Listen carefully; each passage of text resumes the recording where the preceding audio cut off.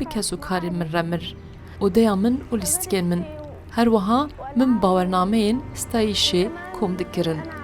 Min bawernameyên stayîşê kom dikirin. Min wiha ew dadanîn ji bo sibe ez bi bîra xwe bînim.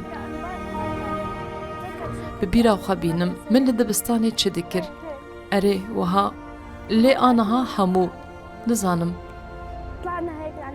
Em derketin avahiyê hemû ketibûn. أمي كتير كانت حنونة علينا Diya min gelekî ji me re dilnerm bû. عن جد Bi rastî gelekî dilnerm bû. كتير حنونة طيبة Baş bû. Ez gelekî jê hez dikim.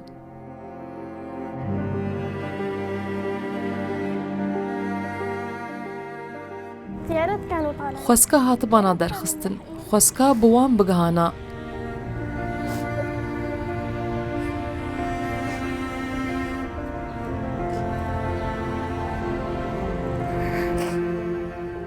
Kesûkarên min negihan derkevin.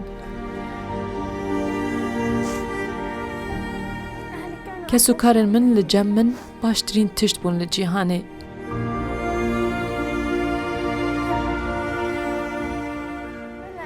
Aniha dixwazim vegerim rojên berê. يعني انجح Bi ser kevim. Bawernameya playê yekem bibim û şanî dayîka xwe bidim. Diya min şad bibe. Wek rojên berê. Ez ê xwe xurt bikim û xwe ragirim. Ji bo birayê xwe. Ez ê xwendina xwe berdewam bikim. Di dibistanê de jê hatîbim. Bibim pizîşk. Wek ku kesûkarên min dixwestin ez bibim.